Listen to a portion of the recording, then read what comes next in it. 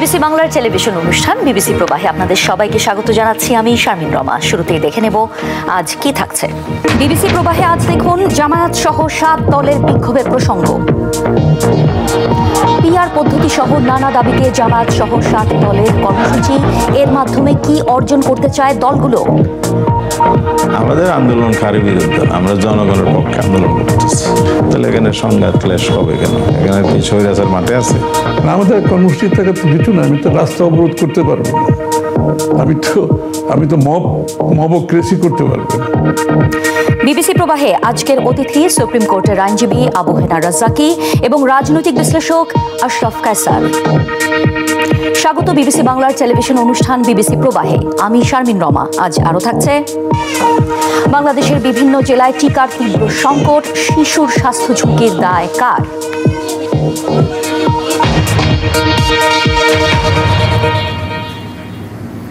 সংখ্যানুপাতিক নির্বাচন বা পিআর সহ অভিন্ন কিছু দাবিতে কর্মসূচি ঘোষণা করেছে জামায়াতে ইসলামী সহ 7টি দল। বৃহস্পতিবার প্রথম দিনে রাজধানী ঢাকায়, শুক্রবার বিভাগীয় শহরে এবং 26শে সেপ্টেম্বর সব জেলা উপজেলায় বিক্ষোভের কর্মসূচি রয়েছে দলগুলোর। আজ প্রথম দিনের কর্মসূচির দিকে নজর রাখছিলেন বিবিসির শাহনেওয়াজ রকি। বাংলাদেশ জামায়াতে ইসলামী, বাংলাদেশ ইসলামী আন্দোলন সহ বেশ কয়েকটি দল যুগপৎ আন্দোলন শুরু করেছে এবং তাদের যেটা দাবি, গত কয়েক মাস ধরে জাতীয় ঐক্যমত্য কমিশনের সাথে তারা দীর্ঘ বৈঠক করেছেন, অনেক আলোচনা করেছেন, কিন্তু তাদের যেটা মনে হয়েছে তাদের যেসব দাবি দেওয়া সেগুলো জাতীয় ঐক্যমত্য কমিশনের সাথে যে আলোচনা, সেই আলোচনার টেবিল থেকে ফলপ্রসূ কোনো ফলাফল তারা পাবেন না। গুরুত্বপূর্ণ দু একটা দলের চাপে হয়তো গভর্নমেন্ট এখানে লেভেল প্লেইং ফিল্ডটা মেনটেন করতে পারছে না। ডিউ টু দ্যাট কজ আমরা মনে করি আন্দোলনটাও আমাদের রাজনীতির অংশ। সংস্কার কর্মসূচি বাস্তবায়নের জন্য এই দাবি আমরা করছি। আমরা আশা করি, উই আর হোপফুল যে দাবি আদায় করে আমরা ইনশাল্লাহ ফেব্রুয়ারি নির্বাচনে ইনশাল্লাহ যাব। টেবিলওয়ালারা গুরুত্ব দেয় নাই, যেহেতু তারা গুরুত্ব দেয় না, এই গুরুত্ব আরোপের জন্য এবং জনগণ যেটাকে চায়, যদি আপনারা সেখানে সমাধান করতে না পারেন, ঐক্যমতে বসতে না পারেন, তাহলে আপনারা গণভোট দেন, ডিসাইড করবে জনগণ যে তারা পিআর চায় কি চায় না। এইসব অভিযোগ নিয়ে তারা এখন রাজপথে আন্দোলন করছেন এবং মনে করছেন আগামী ফেব্রুয়ারিতে সরকার যে নির্বাচনের ঘোষণা দিয়েছে, নির্বাচনের তারিখের আগেই সরকার তাদের দাবিগুলো মেনে নেবেন এবং এই দাবি আদায়ে তারা এখন রাজপথে নেমে এসেছেন। এই কর্মসূচির মাধ্যমে ঠিক কি অর্জন করতে চায় দলগুলো? এর ফলে কি নির্বাচন নিয়ে নতুন কোনো অনিশ্চয়তা তৈরি হচ্ছে? রাজনীতিতে যখন এমন নানা বিতর্ক চলছে, তখন একটু দেখে নেওয়া যাক কি বলছে দলগুলো। তাফসির বাবুর প্রতিবেদন।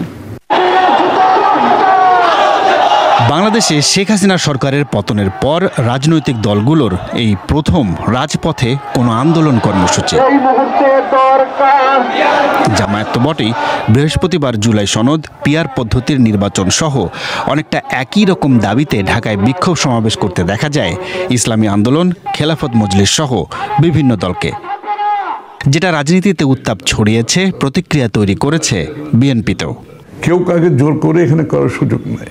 রাস্তায় নেমে আপনি জোর করে যদি কোনো কিছু চাপিয়ে দিতে চান, তাহলে তো এটা জনগণের প্রতি আপনার আস্থার অভাব আছে। এই কথাগুলো সাংবিধানিকভাবে কি করা যায়, এর বাইরে এগুলো তো সব আলোচনায় আছে।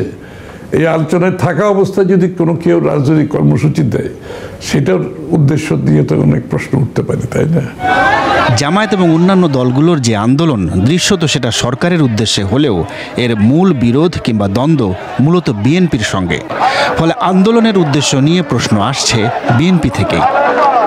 অন্যদিকে একসঙ্গে আন্দোলনে নামা দলগুলো মনে করছে, তাদের ভাষায় জুলাই সনদের বাস্তবায়ন কিংবা পিআর পদ্ধতির মতো প্রস্তাবগুলো নাকচ করে বিএনপি মূলত একতরফা নির্বাচনে যাওয়ার চেষ্টা করছে। ফলে আলোচনায় সমাধান হচ্ছে না। সবাই চায় পিআর, আপনি চান না, আপনি তো আগের জায়গায় আছেন, আপনি সংস্কার চাচ্ছেন না, সংস্কার কমিশনের প্রস্তাব আপনি একমত হচ্ছেন না, রাজনৈতিক দলের সাথে একমত হচ্ছেন না, তাহলে আপনি কোনটা চাচ্ছেন? আপনি যেটা চাচ্ছেন এটা বাংলাদেশে আর হবে না, সে জামানা চলে গেছে। সেটা হলো স্বৈরাচারী আমলের সময় আসলে নির্বাচনের নামে তামাশা হয়েছে, যেনতেনভাবে ক্ষমতায় দখল করা, এটা জনগণ পছন্দ করছে। যারা মনে করেন পিআর বুঝেন না, খায় না, মাথায় দেয়। জামায়াত ও অন্যান্য দলগুলো তাদের ভাষায় জুলাই সনদের ভিত্তিতে একটি সুষ্ঠু নির্বাচনের জন্য বিভিন্ন দলকে নিয়ে একটি জোট গড়ার চেষ্টা করছে। না বুঝেছেন কে বলবেন?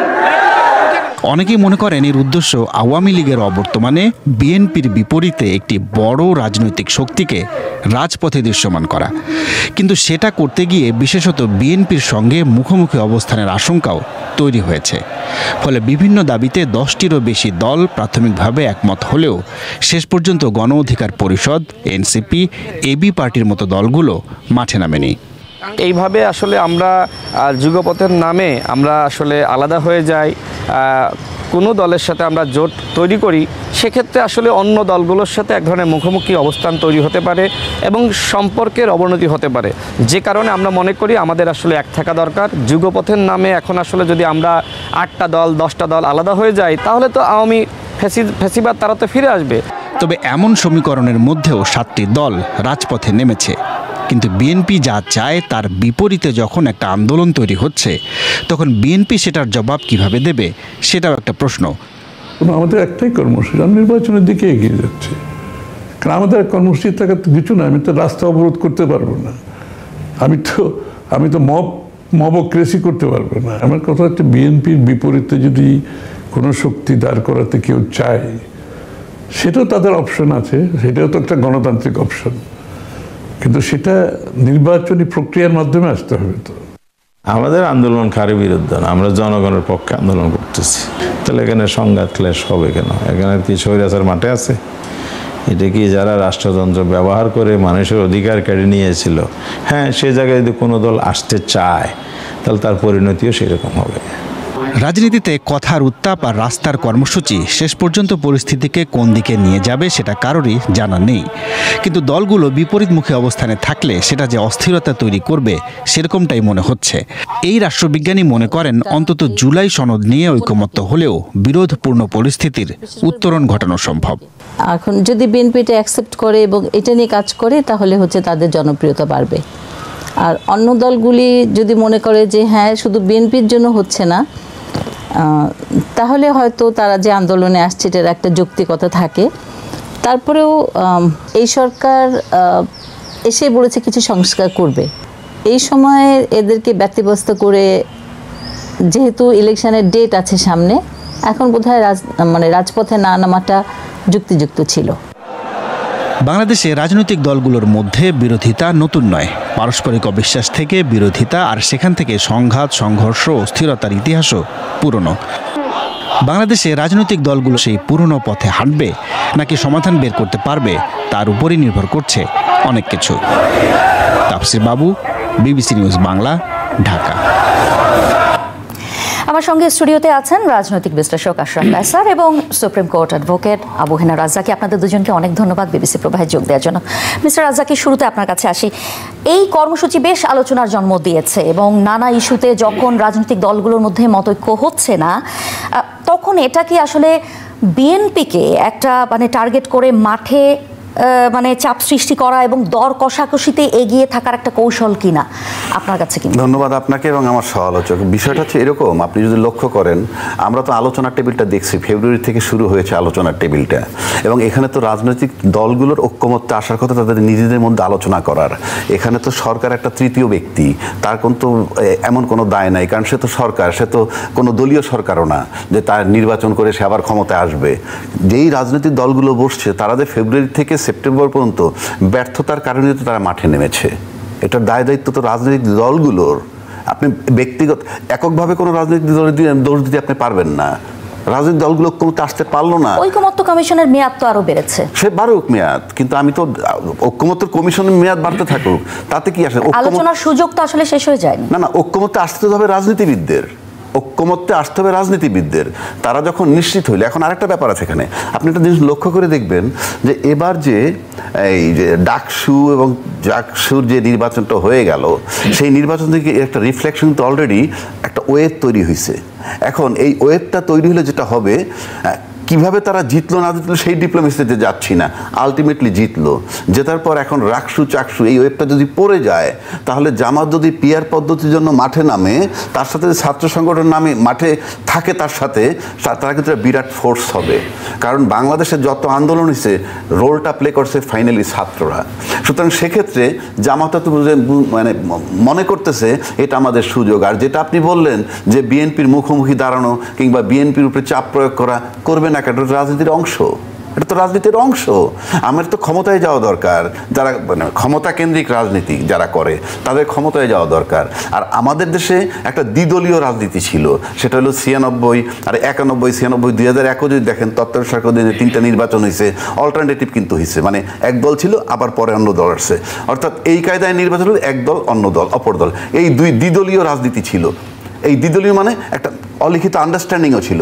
আপনি দেখেন আজকে জুলাই আন্দোলনের পরে যে রেটে রাষ্ট্রপতি অপসারণ হওয়ার আন্দোলন করা উচিত ছিল সেটা হয়নি।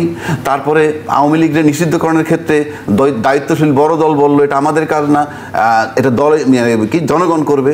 তাহলে এগুলো কিন্তু জুলাই চেতনার বিরুদ্ধে যায়, এবং এই মুহূর্তে আপনার জুলাই চেতনার বিরুদ্ধে যারা যাবে এই সেন্টিমেন্ট আপনি ধরে রাখতে পারবেন না। কারণ এই জুলাইটা তাদের কাছে ইতিহাস না, এটা 14 মাস আগের ঘটনা, 71 সালের ঘটনা আমাদের কাছে ইতিহাস, কিন্তু এই ঘটনাটা কিন্তু ইতিহাস না। সুতরাং ভোটাররা এবার জাজমেন্টে নিবে, ভোটাররাই জাজমেন্টে নিবে কারা জুলাই চেতনা ধারণ করে। সেই জুলাই চেতনা যারা ধারণ করে তারাই এবার জয়ী হবে। ধন্যবাদ মিস্টার কাসার। বিএনপি চায় দ্রুত নির্বাচন, ফলে আন্দোলনের মুখোমুখি হওয়া বা পরিস্থিতি উত্তপ্ত হোক সেটা হয়তো তারা চায় না। আবার দলটি চুপ করে থাকবে কিনা সেটা কতটা সম্ভব তাদের পক্ষে সেটা নিয়েও কিন্তু একটা প্রশ্ন আছে। তো বিএনপি কি একটা উভয় সংকটে পড়ে গেছে? নিশ্চিতভাবেই তারা একটা রাজনৈতিক কৌশলের মুখোমুখি। কেননা যখন ঐক্যমত্য কমিশনের আলোচনা চলছিল সেই অবস্থায় 7টি দল যখন মাঠে চলে গেল, তারা প্রকাশ্যে বলে দিল আমরা মাঠের শক্তিমত্তা দেখাতে চাই এবং আমাদের পিআরের দাবি আমরা মাঠে আদায় করতে চাই। যদিও এই দাবি কিন্তু আপনি যখন সংলাপ শুরু হয়েছিল তখন এই দাবি কোথাও ছিল না, কিন্তু আমার মনে হয় যে তারা এই যে নতুন করে একটি রাজনৈতিক শক্তি হিসাবে উদ্ভব হতে চেষ্টা করছে। 2টি ছাত্র সংসদ নির্বাচনে তারা ভালো করেছে, এখন তাদের মনে হয়েছে যে ভোটের মাঠে ভালো করে সংসদে তাদের প্রতিনিধিত্ব কি করে বাড়ানো যায় এবং অনেকগুলো দলকে যদি একসাথে নেওয়া যায় তাহলে এমনও তো হতে পারে অলৌকিক কোনো ঘটনাও কিন্তু ঘটতে পারে। কাজে এটি একটি রাজনীতির কৌশল, এটি ভোটের কৌশল। আপনি খেয়াল করে দেখবেন এই যে প্ল্যাকার্ডটিতে জাতীয় পার্টি এবং 14 দলকে নিষিদ্ধ করার কথা বলা হয়েছে, এটি পরিষ্কার ভোটের রাজনীতিতে জামাত ইসলামী এবং তার সহযোগীদের ভালো করার জন্য একটি কৌশল। তারা গণ অধিকার পরিষদ হোক বা অন্যদেরকে দিয়ে কথাগুলো বলিয়েছে, এখন তারা নিজেদের জনসভায় সেই কথাগুলো প্ল্যাকার্ড আকারে প্রদর্শন করছে। তার মানে হচ্ছে দেখুন সরকার এখানে কোনো পক্ষ না, সরকার একটা ফ্যাসিলিটেটর। কাজেই তারা সরকারের বিরুদ্ধে আন্দোলনে নেমেছে এটি আমি মনে করি না। তারা বরঞ্চ রাজনৈতিক যে মাঠ সেই রাজনৈতিক মাঠের প্রধান প্রতিপক্ষের বিরুদ্ধে আন্দোলনে নেমেছে এবং তারা কৌশল হিসাবে নিয়েছে যে এতে করে যদি মানুষের সম্পৃক্তি বাড়ানো যায় এবং সেটিকে যদি টেনে ভোট পর্যন্ত নিয়ে যাওয়া যায়, তার আগে যদি কোনোভাবে পিআরের দাবি এমনকি মানে উচ্চকক্ষ নিম্নকক্ষ কিংবা কোনো একটিতে আদায় করা যায়, সেটি তাদের একটা বড় অর্জন হবে। আপনি জানেন যে বাংলাদেশে নির্বাচনের আগে মাঠে জিততে হয়, তাহলে তার প্রতিফলন ঘটে ভোটের বাক্সে। ওই নির্বাচনের আগে মাঠে শক্তি প্রদর্শন বা মাঠে তাদের নিজেদের শক্তিটাও ঝালিয়ে নিচ্ছেন তারা নিশ্চিতভাবেই। মিস্টার রাজ্জাকি, জামায়াতের পিআর পদ্ধতির যে দাবিটা সেটার দিকে যদি আমরা তাকাই, মানে জামাত কেন এতটা কঠোর অবস্থানে যেটা করতেই হবে? Very simple. আপনি যদি পিআর পদ্ধতি জামাত চায় কেন? জামাত যদি পিআর পদ্ধতি ছাড়া নির্বাচন করে হাতে গোনা 2-4টা সিট পাবে, আর পিআর পদ্ধতিটাকে অনেকগুলো সিট এনশিওর করবে, তাহলে সেটা তার দলীয় স্বার্থ দেখছে এবং তার কিছু প্ল্যান আছে সেগুলো সে বাস্তবায়নের চেষ্টা করবে। আর যে পিআরের বিরোধী করে সেই পিআর পদ্ধতি যদি না থাকে তাহলে সে সিঙ্গেল মেজরিটি বা 2/3 মেজরিটি পেয়ে যেতে পারে। সুতরাং এখানে 2টা দলই 2টা গ্রুপই নিজ নিজ স্বার্থ দেখতেছে। কিন্তু আমি ব্যক্তিগতভাবে আমাকে চিন্তা করতে হবে রাষ্ট্রের জন্য কোনটা ভালো, রাষ্ট্র এবং রাষ্ট্রের জনগণের জন্য। রাষ্ট্র এবং রাষ্ট্রের জনগণের জন্য যেটা ভালো সেটা আমরা দেখতেছি না, সেই ব্যাখ্যাও পাচ্ছি না। জনগণ পিআর কতটা বোঝে সেটাও জনগণের বোঝার কোনো প্রশ্নই নাই। কেন নাই আমি বলি, প্রশ্ন নাই এই কারণে আমরা বরাবরই দেখছি দলকে ভোট দেয়, মার্কাকে ভোট দেয়, তার সাথে নাম থাকে সেটা ভিন্ন কথা, কিন্তু আলটিমেটলি ভোট দেয় মার্কাকে। আমরা এমনও দেখছি যে রংপুরের লোকরে ঢাকা থেকে দাঁড়া করাইছে, সে কি ওখানে পপুলার? অফকোর্স নট, সেখানে এসে মার্কায় ভোট পেয়েছে। সুতরাং এটা ইম্যাটেরিয়াল। কিন্তু যদি আপনি ওই পিআর পদ্ধতিতে গেলে যেটা হবে, সরকারটা একটু দুর্বল হয়। সরকার দুর্বল হলে চাপ দিয়ে অনেক কিছু করানো যায় এবং সরকার দুর্বলে দুর্নীতিও কমে যাবে, মাঠের চাঁদাবাজিও কমবে। পাশাপাশি আজকে জুলাই সনদ নিয়ে যে কথাটা হচ্ছে, এটা বাস্তবায়ন করবে পরবর্তী সংসদে যাওয়ার পর 2 বছরের মধ্যে। আপনি পিআর সিস্টেমে যদি যান, খুব সহজে বলে দিলাম, সরকার যদি দুর্বল হয় তখন ওই পিআর সিস্টেম বাস্তবায়ন করার জন্য, পিআর না, এই আপনার জুলাই সনদকে বাস্তবায়ন করার জন্য প্রেশার দিতে পারবে। যদি বলে মানবো না, তাহলে আস্থা তুলে নিবে। আস্থা তুলে নিলে ক্ষমতা চলে যাবে, এবং ক্ষমতা লোভী যেহেতু তখন সম্ভব। তাহলে আপনি এখন যাই বলছেন না কেন, আপনি নিশ্চিত থাকতে পারেন আজকে যারা নোট অফ ডিসেন্ট দিয়েছে, তারা যদি পিআর পদ্ধতি ছাড়া 2/3 মেজরিটি নিয়ে পার্লামেন্টে যেতে পারে, তাদের প্রথম কথা থাকবেই, আমরা তো নোট অফ ডিসেন্ট দিয়েই আসছি, সুতরাং আমার এটা দায়িত্ব না। সুতরাং আপনার জুলাই সনদ বাস্তবায়ন করার সবচেয়ে ইজি ফর্মুলা আপনার পিআর পদ্ধতিতে নির্বাচন হওয়া। এই যত আলাপ হচ্ছে, কোনো আলাপই গ্রহণযোগ্য না, এগুলো ক্যান্সেল হয়ে যেতে পারে। কিন্তু যদি আপনি পিআর পদ্ধতিতে একটা দুর্বল সরকার, আর যে দুর্বল সরকার বলে সরকার যদি স্বচ্ছ থাকে, সেই সরকার দুর্বল নয়, কিন্তু তারা নিশ্চিত যে আমরা অস্বচ্ছ থাকবো, তাই তারা এটাকে সন্দেহ করতেছে। কনফিডেন্স যদি থাকতো আমি স্বচ্ছ থাকবো, তাহলে তো দ্বিমত করার কিছু নাই। কেন বলছি, শেষ করে দিচ্ছি। যেমন সৌদি আরবে কথা আছে, চুরি করলে হাত কেটে দেয়, সৌদির লোকের কি হাত নাই? সৌদি আরবে কথা আছে, কুদৃষ্টি দিলে চোখ তুলে নেয়, তাদের কি চোখ নাই? তাহলে হাত আর চোখ সবই আছে যদি তারা স্বচ্ছ থাকে, আইন মানে। সুতরাং আপনি স্বচ্ছ থাকবেন, আইন মানবেন, পিআর পদ্ধতিতে যান, জুলাই সনদ বাস্তবায়নের নিশ্চিত। ধন্যবাদ আপনাকে। মিস্টার কাসার, এই যে পিআর পদ্ধতি, এটা মেনে নিলে বিএনপির আসলে অসুবিধা কি? বেশ কিছু কথা তিনি বললেন। পিআরের ঝুঁকি যেটি হচ্ছে, সেটি হচ্ছে সরকারটি নাজুক এবং দুর্বল হয়। আপনি জানেন যে একটি বড় রাজনৈতিক শক্তি পলাতক অবস্থায় রয়েছে, তারা যে কোনো সুযোগে পার্লামেন্টারি পদ্ধতি, নির্বাচন হোক অন্যান্যভাবে আবার ক্ষমতা কেন্দ্রে আসার চেষ্টা করবে। পিআর তাদের জন্য একটি সুযোগ তৈরি করে বলে বিএনপি মনে করে। দ্বিতীয়ত হচ্ছে আমাদের যে গণতন্ত্রের মানদণ্ড, তাতে করে সরাসরি ভোটই আমরা ভুলে গেছি, 16 বছর হলো। সেখানে পিআর পদ্ধতিতে যখন আপনি যাবেন, সেটিকে আমাদের মানুষের কাছে গ্রহণযোগ্য হবে কিনা। তৃতীয় যেটি ভয়ের জায়গা, সেটি হচ্ছে যে আমরা অতীতে স্বৈরাচারী শাসন দেখেছি, ফ্যাসিবাদের শাসন দেখেছি। ভয়টি হচ্ছে যে কেউ 2/3 মেজরিটি পেল অথবা আপনার ল্যান্ডস্লাইড ভিক্টরি পেল, তা আবার দানব হয়ে ওঠার প্রচলিত পদ্ধতিতে একটা সুযোগ রয়েছে। আর জামাত যেটি বারবার বলছে তার সহযোগীদের নিয়ে, ভোটের ইনসাফ। এই যে আমরা এখন উইনার টেক্স অল, আপনি 99,000 ভোট পেলেন, আমি 1 লাখ ভোট পেলাম, আপনার 99,000 কাজে লাগলো না। তারা বলছে যে ওই 99,000কেও আমি যোগ করে সংসদে আমার প্রতিনিধিত্ব বাড়ালাম। কাজেই এটির অনেকগুলো চিন্তার বিষয় রয়েছে, এবং আমার মনে হয় 16 বছর পরে আমরা যে ভোটটিতে অংশ নিতে যাচ্ছি, তাতে এত পরীক্ষা নিরীক্ষা করে ভোটের যে অনিশ্চয়তা এবং ভোটের যে চ্যালেঞ্জ, সেটি আরও বেড়ে যায় কিনা। আরেকটি জিনিস হচ্ছে যে আপনার ছোট দলগুলো তাদের প্রতিনিধিত্ব চাচ্ছে ক্ষমতায়। বর্তমান পদ্ধতিতে কিন্তু যারা সরকার গঠন করে, বিরোধী দলকে আমরা খুঁজে পাই না, তাদের কোনো প্রতিনিধিত্ব থাকে না। এখানে জামাতে ইসলামী অথবা এনসিপি অথবা অন্য দলগুলো তাদের এক ধরনের প্রতিনিধিত্ব চাচ্ছে। সেটিকে অ্যাড্রেস করার জন্য পিআর ছাড়াও অন্য অনেক পথ রয়েছে। সর্বশেষ যেটি কথা, সেটি হচ্ছে জুলাই সনদ আপনি বাস্তবায়ন করবেন কি করে। কেননা এমনও হতে পারে নির্বাচনের পরদিন আপনি উপলব্ধি করলেন আপনার আর রেলেভেন্স নাই, আপনি নির্বাচনে ভালো করেন নাই। কাজেই তখন এই সনদ বাস্তবায়নের দায়িত্ব এবং সময়কাল এবং পদ্ধতি নিয়ে যখন প্রশ্ন উঠবে, তখন আমাদের দেখতে হবে প্রচলিত পদ্ধতির নির্বাচন নাকি পিআর পদ্ধতির নির্বাচন আমাদেরকে অনেক বেশি বেনিফিট দিবে। নির্বাচনী কাঠামোর পরিবর্তন বা ব্যবস্থাপনার পরিবর্তন এখন ফান্ডামেন্টাল ডিসকাশন হবে কি না, আমাদের অন্য অনেক চ্যালেঞ্জের মাঝামাঝি, সেটি কিন্তু ভাবতে হবে। আপনাদের দুজনকে অনেক ধন্যবাদ বিবিসি প্রবাহে কথা বলার জন্য। বাংলাদেশের বেশ কয়েকটি জেলায় গত কয়েক মাস ধরে চলছে শিশুদের ইপিআই টিকার সংকট। ফলে সময় মতো টিকা পাচ্ছে না শিশু, তৈরি হয়েছে স্বাস্থ্য ঝুঁকি। তারেকুজ্জামান শিমুল খোঁজ নিয়েছেন কেন এই পরিস্থিতি তৈরি হলো। আজকে নাই, 2 সপ্তাহ পরে আসতে বলছে। তো এখন এই যে বাচ্চার যে টিকাগুলো যে নেয়, বাচ্চাটাকে আমি যদি ঠিক মতো টিকাটা টাইম মতো না দিতে পারি, আমার বাচ্চার যদি কিছু হয়, তাহলে এটার মানে দায়টা কে নিবে? জন্মের পর সন্তানের প্রথম টিকা, তাই সময় মতোই সেটি দিতে চান তিনি। কিন্তু টিকা কেন্দ্রে ঢুকে যা শুনলেন তা রীতিমতো হতাশ করল মিস ফাতেমাকে। টিকা নেই, কবে আসবে সেটিও নিশ্চিত করে বলতে পারছেন না স্বাস্থ্যকর্মীরা। ফাতেমার মতো কুমিল্লার অনেক মাই গত কয়েক মাস ধরে বাচ্চাকে টিকা দিতে পারছেন না, যা তাদেরকে উদ্বিগ্ন করে তুলেছে। এ অবস্থায় সন্তানের টিকা দেওয়ার জন্য অনেকে এক কেন্দ্র থেকে আরেক কেন্দ্রে ছোটাছুটি করছেন, কেউ বা অপেক্ষা করছেন মাসের পর মাস। টিকা তো পাইতেছে না কেউ, প্রথম টিকাগুলো তো কেউই পাইতেছে না। জন্মের পরে একটা টিকাও নিয়মিত হয় নাই, 1 মাসেরটা 2 মাসে যে পাইছি, 2 মাসেরটা 4 মাসে, 3 মাসের টিকা তো এখন পর্যন্ত দেওয়া হয় নাই, 10 মাস চলে। হাম হয়েছে, এরপর আপনার ওই যে বিসির মতো লালচে বিসি হয়, জ্বর হয়, সর্দি লাগিয়ে তো থাকে। ওই ডাক্তারে বলছে যে টিকাটা টাইম মতো পাইতেছে না, যে এই জন্য ওর হামটা বারে বারে উঠতেছে। কুমিল্লা সিটি কর্পোরেশনের এই টিকাদান কেন্দ্রটিতে আজকে সকালে আসার পর আমরা দেখেছি এখানে প্রায় অর্ধশতাধিক মানুষ তাদের বাচ্চাদের নিয়ে এসেছিলেন টিকা দিতে, কিন্তু তাদের বেশিরভাগেরই টিকা না দিয়েই চলে যেতে হয়েছে। এর কারণ হিসেবে বলা হচ্ছে এখানে টিকার একটা বড় ধরনের সংকট রয়েছে। যারা টিকাদান কর্মসূচি চালাচ্ছেন তারা বলছেন যে এখানে যা চাহিদা রয়েছে সেটির 4 ভাগের 1 ভাগেরও কম টিকা সরবরাহ করা হচ্ছে। মনে করেন 2 মাস পরে একবার আসে, আমাদের চাহিদা মনে করেন 20,000, আসে হচ্ছে 3,000, 4,000, 5,000 এভাবে। যখন টিকাটা আসে 2 দিন, 3 দিন, 4 দিন, 5 দিন, এর বেশি আমরা কাউকে টিকা দিতে পারি না।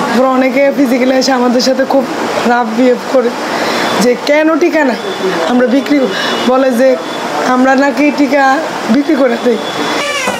বাংলাদেশে একটি শিশুর জন্মের পর থেকে 2 বছরের মধ্যে সরকারি উদ্যোগে 10টি সংক্রামক রোগের টিকা দেওয়া হয়ে থাকে। 4 দশকেরও বেশি সময় ধরে নিয়মিতভাবে চলমান এই কর্মসূচির ফলে দেশটিতে শিশু মৃত্যুর হার উল্লেখযোগ্য হারে কমেছে বলে জানাচ্ছেন বিশেষজ্ঞরা। কিন্তু চলতি বছরের শুরু থেকে কুমিল্লা ছাড়াও মুন্সিগঞ্জ, মানিকগঞ্জ, চাঁদপুর, যশোর সহ কয়েক ডজন জেলায় শিশুদের বেশ কিছু টিকার সংকট দেখা যাচ্ছে। এর মধ্যে নিউমোনিয়া, ডিপথেরিয়া, হুপিং কাশি, ধনুষ্টঙ্কার ও হেপাটাইটিস বি টিকার ঘাটতি বেশি লক্ষ্য করা যাচ্ছে বলে জানাচ্ছেন চিকিৎসকরা। এই বছরের প্রথম থেকেই আমরা এটা ফেস করছি এবং প্রতি মাসেই আমরা কিছু কম পাচ্ছি। পেন্টাভ্যালেন্টের কথাই ধরেন, আমার 4,53,318টির চাহিদা রয়েছিল, বিপরীতে আমরা 2,85,000 পেয়েছি। তারপরও আমাদের 1,60,000 বা 68,000-এর মতো ঘাটতি রয়ে গেছে। টিকার এমন ঘাটতি শিশুদের স্বাস্থ্য তো বটেই, দেশের সার্বিক স্বাস্থ্য খাতকেই মারাত্মক ঝুঁকির মধ্যে ফেলে দিতে পারে বলে আশঙ্কা করছেন বিশেষজ্ঞরা। এটা নিঃসন্দেহে কনসার্নিং এই কারণে যে যেই বাচ্চাটা যেই সময় টিকা পাওয়ার কথা, সে যদি সেই সময় সেই টিকা না পায়, তাহলে তার ওই রোগে ভোগার ঝুঁকি একটু হলেও বেড়ে গেল। এই সলভটা অত্যন্ত দ্রুতগতিতে বিশেষ উদ্যোগের মাধ্যমে করতে হবে। প্রয়োজন হলে নতুন ক্যাম্পেইন করে যারা বাদ পড়েছে তাদেরকে আবার টিকা ব্যবস্থাপনায় ফেরত নিয়ে আসতে হবে। এখন এটা আমরা যখন ঊর্ধ্বতন কর্তৃপক্ষের সাথে কথা বলেছি, তারা আমাদেরকে আশ্বস্ত করেছেন অনতিবিলম্বে এই সমস্যার সমাধান হয়ে যাবে। সেই আশ্বাসটা আপনারা কতদিন ধরে পাচ্ছেন? সেই আশ্বাসটা আমরা পাচ্ছি 2-3 মাস ধরে পাচ্ছি। মাঠ পর্যায়ে সংকট দেখা গেলেও স্বাস্থ্য অধিদপ্তরের কর্মকর্তারা অবশ্য বলছেন দেশে পর্যাপ্ত টিকার মজুদ রয়েছে। তাহলে ঢাকার বাইরের জেলাগুলোতে শিশুরা টিকা পাচ্ছে না কেন? আসলে এই মুহূর্তে আমাদের টিকার কোনো ঘাটতি নাই। আমাদের স্টোরে কিন্তু সব অ্যান্টিজেনই এখনও আছে, কিন্তু আমরা পরিবহনের কিছু সমস্যার কারণে আমরা সব অ্যান্টিজেনগুলো সময় মতো তাদের কাছে পৌঁছায় দিতে পারি না। মূল অসুবিধা আমরা গাড়িগুলো ঠিকমতো ব্যবহার করতে পারি না, কারণ এর কনভেন্স দিতে হয়, তেল দিতে হয়, এইগুলো তো টাকার দরকার, এগুলো তো তাদেরকে দিতে হয়। তাই ওপি না থাকার কারণে এই টাকাটা আমরা এখন দিতে পারছি না সব জায়গায়। আমরা ডিপিপি রেডি করে দিয়েছি, এখন পাস করবেন তো মন্ত্রণালয়। ডিপিপি পাস হয়ে গেলে আমাদের এটা হয়ে যাবে। বিষয়টি নিয়ে স্বাস্থ্য উপদেষ্টা নূরজাহান বেগমের সঙ্গে যোগাযোগ করা হলেও কোনো বক্তব্য পাওয়া যায়নি। তবে মন্ত্রণালয়ের একজন শীর্ষ কর্মকর্তা বিবিসি বাংলাকে জানিয়েছেন তারা দ্রুত সময়ের মধ্যে সমস্যাটি সমাধানের চেষ্টা চালাচ্ছেন। কিন্তু শিশুদের টিকা প্রদান কর্মসূচি, যা বছরের পর বছর ধরে সরকারের অগ্রাধিকার তালিকায় রয়েছে, সেটি ঘিরে কিভাবে এমন একটি সংকট তৈরি হলো এবং কয়েক মাস পেরিয়ে যাওয়ার পরও কেন সেই সমস্যার সমাধান হলো না, সেটি নিয়ে প্রশ্ন থেকেই যাচ্ছে। তারেকুজ্জামান শিমুল, বিবিসি নিউজ বাংলা। পাকিস্তান ও সৌদি আরবের মধ্যে 17 সেপ্টেম্বর বুধবার পারস্পরিক প্রতিরক্ষা চুক্তি স্বাক্ষরিত হয়েছে। চুক্তিতে বলা হয়েছে যে কোনো একটি দেশের বিরুদ্ধে আগ্রাসন হলে সেটি উভয় দেশের বিরুদ্ধে আগ্রাসন হিসেবে বিবেচিত হবে। সৌদি আরব ও পাকিস্তানের মধ্যে এই চুক্তি স্বাক্ষরিত হবার একদিন পর এই ব্যাপারে নিজেদের প্রতিক্রিয়া জানিয়েছে ভারতের পররাষ্ট্র মন্ত্রণালয়। নয়াদিল্লি জানিয়েছে, ভারতের জাতীয় নিরাপত্তার পাশাপাশি আঞ্চলিক ও বৈশ্বিক স্থিতিশীলতার উপর এই চুক্তির প্রভাব খতিয়ে দেখা হবে। 18 সেপ্টেম্বর বৃহস্পতিবার এক বিবৃতিতে ভারতের পররাষ্ট্র মন্ত্রণালয়ের মুখপাত্র রণধীর জয়সওয়াল বলেছেন, আমরা সৌদি আরব ও পাকিস্তানের মধ্যে কৌশলগত প্রতিরক্ষা চুক্তি স্বাক্ষরের খবর দেখেছি। সরকার এই চুক্তির বিষয়ে অবগত, বিষয়টি সরকারের বিবেচনায় রয়েছে। জয়সওয়াল আরো যোগ করেন, আমরা জাতীয় নিরাপত্তার পাশাপাশি আঞ্চলিক ও বৈশ্বিক স্থিতিশীলতার উপর এই চুক্তির প্রভাব খতিয়ে দেখব। সরকার ভারতের জাতীয় স্বার্থ রক্ষায় প্রতিশ্রুতিবদ্ধ। 17 সেপ্টেম্বর পাকিস্তানের প্রধানমন্ত্রী শেহবাজ শরীফের সৌদি সফরে দুই দেশের মধ্যে প্রতিরক্ষা চুক্তি স্বাক্ষরিত হয়। রিয়াদে সৌদি যুবরাজ মোহাম্মদ বিন সালমান ও শরীফ এই চুক্তিতে স্বাক্ষর করেন। সৌদি আরবের রাষ্ট্রীয় সংবাদ সংস্থা সৌদি প্রেস এজেন্সি বলছে, এই চুক্তি দুই দেশের নিরাপত্তা বৃদ্ধি এবং আঞ্চলিক ও বিশ্বে শান্তি অর্জনের যৌথ অঙ্গীকারকে প্রতিফলিত করে। দুই দেশের মধ্যে প্রতিরক্ষা সহযোগিতা বৃদ্ধি এবং যে কোনো আগ্রাসনের বিরুদ্ধে যৌথ প্রতিরোধ ব্যবস্থা জোরদার করাই এই চুক্তির লক্ষ্য। চলতি বছরের এপ্রিলে ভারত নিয়ন্ত্রিত কাশ্মীরের পেহেলগামে সন্ত্রাসী হামলা হয়। ওই ঘটনায় প্রাণ হারান অন্তত 26 জন। প্রতিক্রিয়ায় অপারেশন সিঁদুর নামে পাকিস্তানে অভিযান চালায় ভারত। প্রতিবেশী দুই দেশের মধ্যে সংক্ষিপ্ত সংঘাতের কয়েক মাস পরই রিয়াদ ও ইসলামাবাদের মধ্যে এই প্রতিরক্ষা চুক্তি স্বাক্ষরিত হল। সৌদি আরবের এক জ্যেষ্ঠ কর্মকর্তাকে উদ্ধৃত করে রয়টার্সের প্রতিবেদনে বলা হয়েছে, চুক্তিটি বহু বছরের আলোচনার চূড়ান্ত পরিণতি। এটি কোনো নির্দিষ্ট দেশ বা নির্দিষ্ট ঘটনার প্রতিক্রিয়া নয়, বরং এই চুক্তির মাধ্যমে দুই দেশের মধ্যে দীর্ঘস্থায়ী ও গভীর সহযোগিতাকে প্রাতিষ্ঠানিক রূপ দেওয়া হয়েছে। দ্বিতীয় বিশ্বযুদ্ধের পর বিশ্ব রাজনীতির মসনদে বসে পশ্চিমা শক্তি। মধ্যমণি হয় মার্কিন যুক্তরাষ্ট্র, নির্ধারণ করা শুরু করে বিশ্ব রাজনীতির গতিপথ।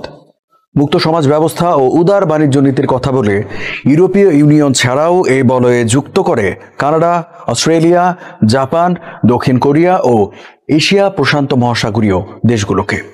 এতদিন যা নিয়মতান্ত্রিকভাবে পরিচালিতও হয়েছে, কিন্তু সম্প্রতি অপশ্চিমা শক্তির উত্থানের কথা শোনা যাচ্ছে।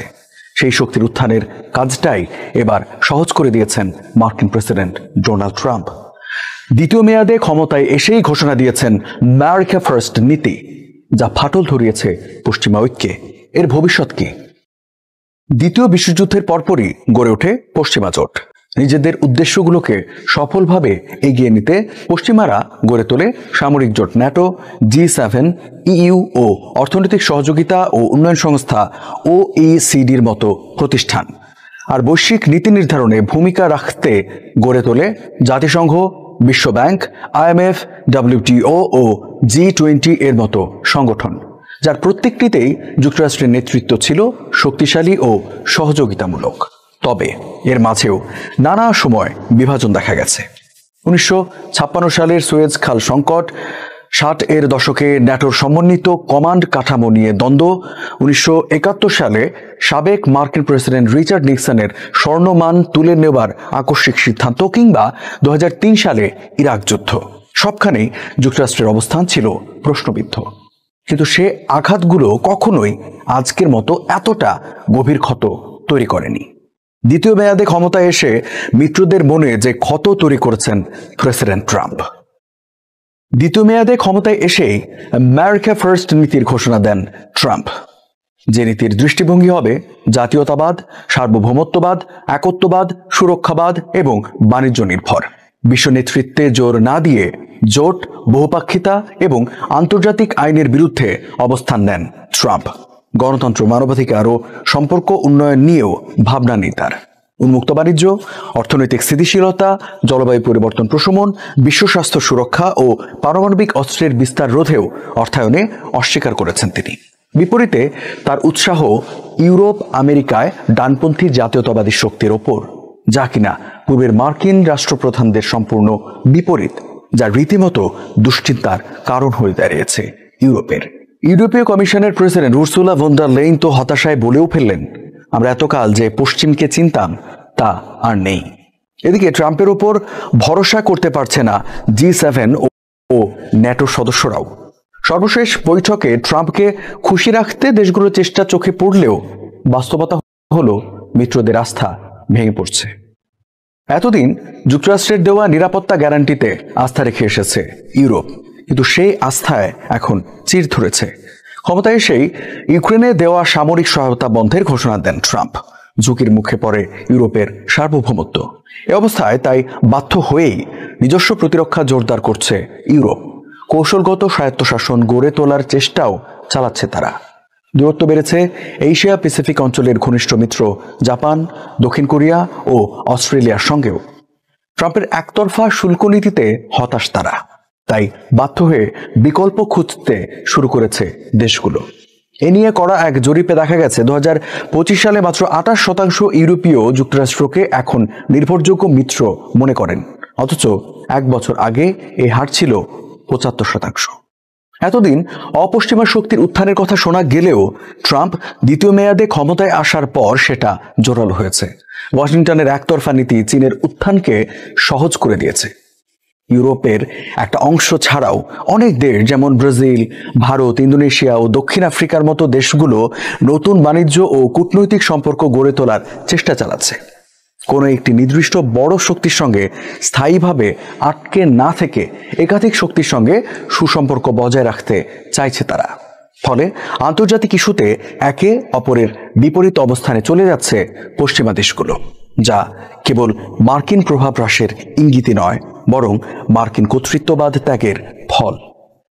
ট্রাম্প প্রশাসনের আমেরিকা ফার্স্ট নীতির ফলে যদি পশ্চিমাদের মধ্যে ভাঙন তৈরি হয়, তবে এটি কেবল যুক্তরাষ্ট্র ও ইউরোপকেই মুখোমুখি দাঁড় করাবে না, উদীয়মান শক্তিগুলোকেও মাথাচাড়া দিয়ে ওঠার সুযোগ করে দেবে। ব্রাজিল, ভারত, ইন্দোনেশিয়া, দক্ষিণ আফ্রিকার মতো দেশগুলো Australia, Canada, France, Germany, Japan, যুক্তরাজ্যের সঙ্গে নতুন অংশীদারিত্ব গড়ে তোলার চেষ্টা চালাবে।